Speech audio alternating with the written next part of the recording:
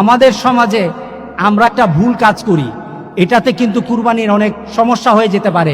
কুরবানির রগগুলি কেটে দিয়ে কুরবানির পশুকে জবাই করতে হবে, আর আমরা করি কি, ছুরি দিয়ে আবার একটা গুতা দেন কিনা, এটা গুতা দেন না, এটার ঘাটটার মধ্যে একটা গুতা দেন, এটা ঘাড়ের মধ্যে। আপনাকে ঘাড় কাটতে তো বলা হয় নাই, আপনাকে কণ্ঠনালী কাটা হয়ে গেছে, শেষ।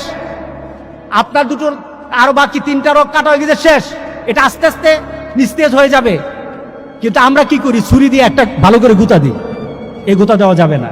কারণটা কি, আপনি যখন গুতা দিলেন, এই ছুরির আঘাতটা তার নার্ভে পড়তে পারে, নার্ভে পড়ার কারণে সে স্ট্রোক করতে পারে। তখন জবাইয়ের কারণে মরবে না, স্ট্রোকের কারণে মরবে। আরেকটা কথা হলো, জবাই করে দিলেন, এমন কিছু ব্যক্তিকে আনলেন জবাই করার জন্য, কসাই হিসেবে আনলেন, অথবা বন্টন করে এটাকে কুটে দেওয়ার জন্য কিছু লোককে নিয়ে আসলেন। তারা কি করলো, সময় তাড়াতাড়ি আরেকটা করতে হবে, এটা তাড়াতাড়ি ছুলাতে হবে। কি করে, জবাইটা করেই তার পাগুলি কেটে দে। এই জুলুমটা করা যাবে না, এটা জুলুম। কারণ তার জানটা কিন্তু এখন আছে, আপনি তার উপর আঘাতের পর আঘাত দিচ্ছেন।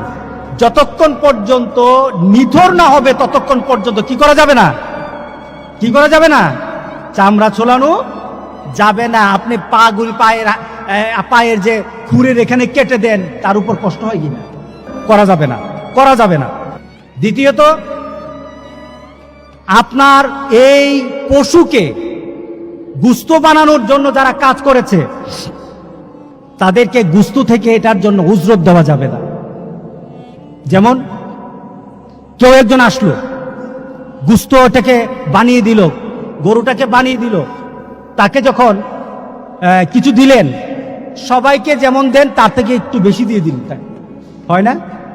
না, তার জন্য আপনাকে আলাদাভাবে তার পরিমাণ, তাকে যদি আপনি দিতে চান তাহলে আলাদাভাবে টাকা দিবেন। এটা থেকে উজরত দেওয়া যাবে না, এটা থেকে অন্যের জন্য যা তাকে ওই পরিমাণই দিবেন। এরপরে যদি আপনি মনে করেন সে আমার আত্মীয়, আপনি অন্যভাবে দেন, কিন্তু এটা কুটানোর কারণে তার গুস্তের পরিমাণ বাড়বে না, খেয়াল রাখতে হবে। এটা থেকে উজরত দেওয়া যাবে না, উজরত আপনাকে দিতে হবে আলাদাভাবে টাকা।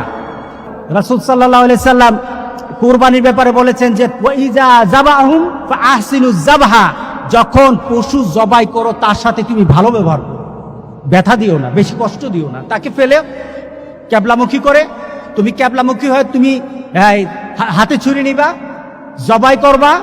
জবাইয়ের ক্ষেত্রে তোমরা কিছু নিয়ম নীতি মেনে মেনে সেটাকে অগ্রসর হবা, নিয়ম নীতি মেনে মেনে অগ্রসর হবা। প্রথম কথা হলো, যারা ধরবে সবাই, শুধু যে জবাই করবে সে নয়, যারা ধরবে সবাই যেন তাকবীর পড়ে, বিসমিল্লাহ আল্লাহু আকবার, বিসমিল্লাহির রহমানির রহিম না, কিন্তু বিসমিল্লাহ আল্লাহু আকবার, সবাই যেন এটাকে এইভাবে পড়ে এবং পরে যেন জবাই করে। সবাইকে পড়তে হবে, যারা ধরা থাকে সবাইকে পড়তে হবে। আল্লাহু আল্লাহু আল্লাহ।